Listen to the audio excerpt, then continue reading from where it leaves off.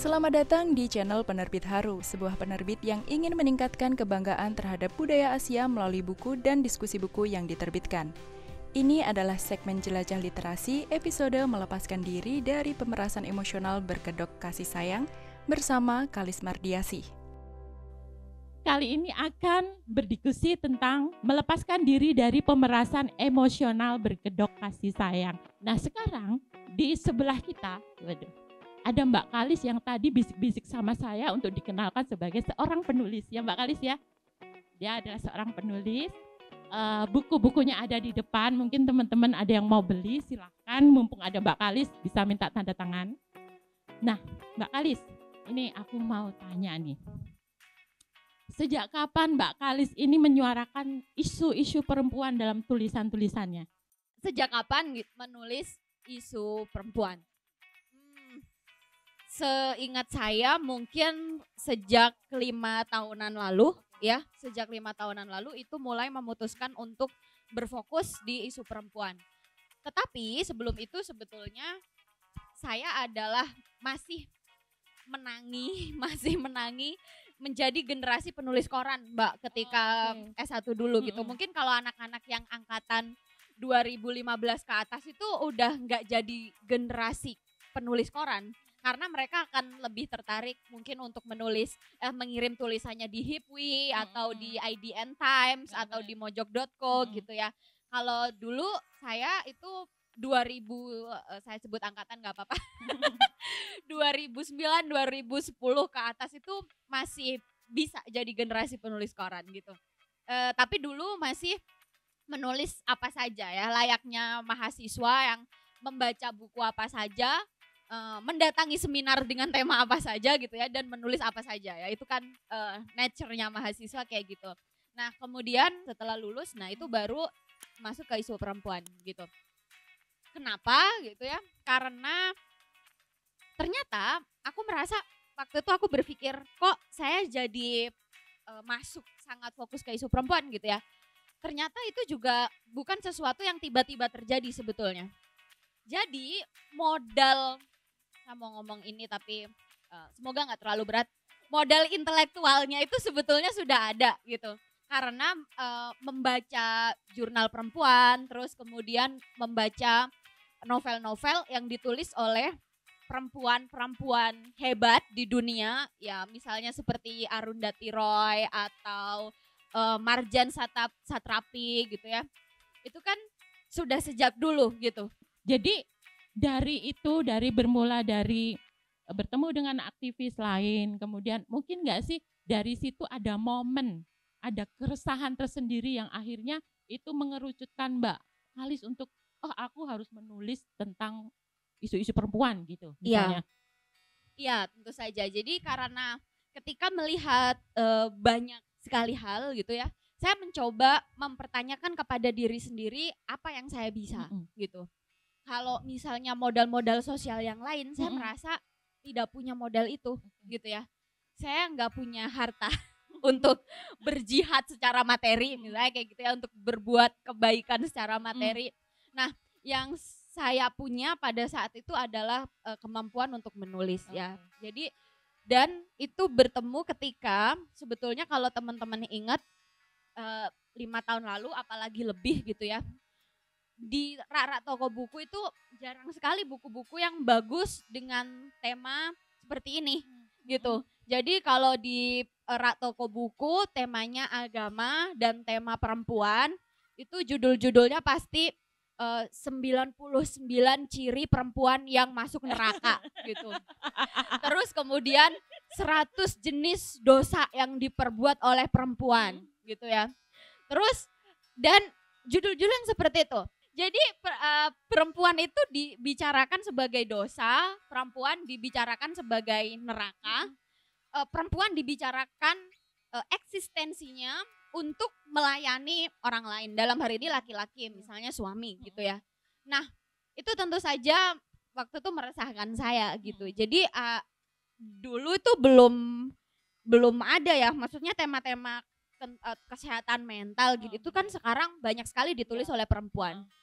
Dulu nggak bisa dibilang nggak ada gitu. Dan Di situ sebetulnya motivasinya bahwa saya harus mengisi ceruk kekurangan penulis-penulis perempuan dalam dunia literasi di Indonesia.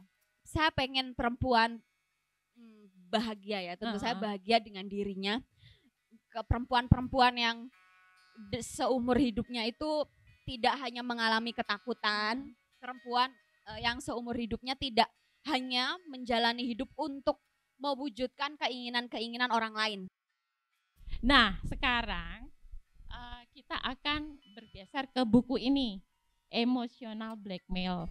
Jadi ini ditulis oleh penulis Taiwan. Dia menulis mengenai emotional blackmail. Jadi kita setelah ini akan berbicara lebih banyak apa sih itu emotional blackmail itu atau pemerasan emosional itu apa. Di sini kan dia lebih banyak membicarakan budaya-budaya di Taiwan kan. Bagaimana budaya di Taiwan itu harus tunduk kepada orang yang lebih tua, harus menjadi anak yang baik. Nah, itu yang akhirnya menjadikan alasan terjadinya pemerasan emosional. Nah, kalau menurut Mbak Kalis, kalau kita tarik ke budaya kita, itu kira-kira apa sih yang dijadikan alasan sehingga akhirnya ada pelaku, ada korban. Nah, ini. Saya membaca buku Emotional Blackmail ini dari awal sampai akhir. Jadi yang namanya pemerasan emosional atau kalau dalam istilah yang lebih dikenali di dalam bahasa Indonesia kita mengenalnya sebagai kekerasan ya. Nah, kekerasan psikologis atau kekerasan emosional gitu kan. Itu adalah salah satu jenis kekerasan dari 4 kekerasan yang ada gitu ya. Ada selain itu ada kekerasan verbal, kemudian yang kedua adalah kekerasan emosional ini atau psychological abuse, terus yang ketiga ada kekerasan ekonomi, yang keempat ada kekerasan fisik. Jadi gini, situasi kekerasan itu terjadi karena manusia itu berelasi. Manusia itu berhubungan dengan orang lain. Dan ketika kita bicara relasi, kita tidak hanya berbicara relasi romantis antara kamu dengan pacarmu atau antara kamu dengan suami atau dengan istri gitu ya. Relasi itu ada relasi kamu dengan orang tua, kemudian ada relasi pertemanan, ada relasi kamu dengan guru, ada relasi kamu dengan dosen, ada relasi kamu dengan atasan kamu di kantor kamu, itu juga relasi. Dan sebetulnya semua relasi itu punya potensi untuk mendapatkan kekerasan gitu. Nah, kalau relasi dengan orang tua misalnya gitu ya, ya tentu saja isu ini tuh kan lagi in banget dibahas di Twitter, dibahas di Instagram dan di podcast-podcast gitu ya. Ketika anak-anak zaman sekarang itu pada mulai speak up, ya kan? Soal orang tua yang jahat, ya kan? Jadi kayak ternyata nggak semua orang tua di dunia itu baik gitu. Nah, ketika misal kayak 2 tahunan lalu mungkin banyak anak-anak yang speak up di Twitter tentang betapa orang tuanya itu adalah pelaku kekerasan. Jujur saya tuh ngerasa nggak relate Mbak Rui. Jadi karena saya ngerasa bapakku itu adalah seseorang yang sangat baik ya. Ya, he is the best man in the world menurut saya gitu. Jadi ketika ada anak-anak yang bercerita itu, saya tuh ngerasa masa sih ada orang tua kayak gini gitu. Dan saya kemudian bertanya kepada banyak orang gitu ya, kepada banyak teman-teman saya, dan mereka bercerita gitu bahwa saya tuh korban kekerasan gitu. Ada yang misal pas balita dia ingat banget ketika dia nggak mau makan, itu makanannya itu diguyur ke dia gitu ya. Dia masih balita merasakan kayak gitu. Masih ingat kenangan itu gitu. Terus misalnya bapak ibunya yang sangat abusive, jadi ketika kesel itu pasti tangannya maju gitu. Dan itu kemudian berdampak kepada dia sampai sekarang gitu ya. Jadi ketika dia pacaran sama orang, itu ketika ada masalah dengan pacarnya, itu tanpa sadar tangannya maju. Padahal dia ngerasa sebetulnya nggak ingin, tapi kan pola yang terbentuk bahwa orang tuanya sejak kecil di dalam rumah kalau menyelesaikan masalah itu tangannya maju, itu ternyata di alam bawah sadar dia tuh menjadi pendidikan dia dan pengetahuan dia. Iya gitu. Jadi dia hanya tahu bahwa cara menyelesaikan masalah dengan orang itu tangan maju gitu kan. Jadi ciri-ciri pemerasan emosional itu nggak ngasih opsi kepada objek bicara atau nggak ngasih pilihan, dan situasi komunikasinya udah nggak setara. Situasi komunikasinya dibikin nggak setara. Jadi karena mamah yang ngasih makan dan mamah yang biayain sekolah itu kan berarti mamah punya kekuasaan, mamah punya duit gitu ya. Jadi itu situasinya udah nggak setara gitu. Tetapi sebetulnya situasi yang tidak setara itu bisa membentuk komunikasi yang setara gitu. Mama seharusnya bisa aja bilang bahwa gini, nak, mama pengen kamu kuliah hukum gitu, kamu nggak usah deh ambil MIPA. Terus anaknya jawab, kenapa ma gitu? Karena kayaknya mama nggak ngelihat nilai-nilai sains kamu bagus. Nah, kamu kayaknya lebih oke dalam mendebat wacana-wacana, lebih oke di bidang sosial gitu. Gimana menurut kamu? Nah, itu adalah komunikasi yang setara, memberikan pilihan kepada anaknya gitu. Dan itu justru mendukung anak juga loh untuk membangun argumen dia seperti apa gitu. Jadi dia punya pilihan itu tadi ya. Dan komunikasinya juga dua arah ya. Yes. Kalau di dalam pacaran gitu ya, misalnya gini, pokoknya kamu nggak boleh pergi ke kafe Haru gitu ya. Aku nggak suka lihat kamu pergi ke kafe Haru gitu. Terus kamu nanya, emang kenapa gitu? Ya pokoknya aku nggak suka aja. Kamu tahu nggak sih, aku tuh nggak suka gitu. Jadi nggak ada alasan yang dia berikan gitu ya. Itu komunikasi yang beracun dan itu pemerasan emosional gitu. Jadi kamu nggak apa-apa kok misal berargumen, maksud kamu nggak suka gitu ya lihat aku pergi ke kafe harus sendirian. Tapi alasan kamu apa gitu. Misalnya kalau alasannya itu jauh, nah berarti kan kita bisa berdebat apakah jarak itu benar-benar jauh atau enggak, dan jarak yang jauh itu sebetulnya bisa diselesaikan dengan solusi yang ada atau enggak gitu loh. Enggak sekedar pokoknya kalau ada pokoknya itu berarti udah kekerasan. Kalau orang Jogja pokok men. Pokok men, itu udah kekerasan. Tapi sekarang ini kok ini ya banyak sekali korban-korbannya ini perempuan. Gimana nih Mbak? Kenapa kok banyak? Kenapa perempuan? Apa sih yang menyebabkan mereka ini sehingga jadi objek? Ya, penelitian ini saya pikir di semua negara pasti sama ya. Jadi rata-rata di tiap negara itu korban kekerasan memang yang paling tinggi adalah perempuan. Mau di Taiwan, di Korea, di Indonesia gitu. Dan di Indonesia kebetulan gapnya cukup tinggi antara korban perempuan dan korban laki-laki. Kenapa perempuan lebih rentan menjadi korban kekerasan? Ya tentu saja karena ketidaksetaraan gitu ya. Karena ketidaksetaraan, karena misalnya kalau dalam relasi rumah tangga itu istrinya tidak bekerja dan the only breadwinner-nya adalah suami gitu. Jadi inilah yang menyebabkan misalnya perempuan-perempuan korban KDRT itu kan nggak bisa mudah gitu ya untuk diberi solusi bercerai gitu. Itu kan nggak mudah gitu kan, dia makan apa gitu, anak-anaknya makan apa gitu ya. Jadi itu udah pasti dalam situasi yang tidak setara gitu perempuan tuh rentan jadi korban kekerasan. Kemudian yang kedua, sebetulnya ini suatu konsep yang sifatnya sangat abstrak.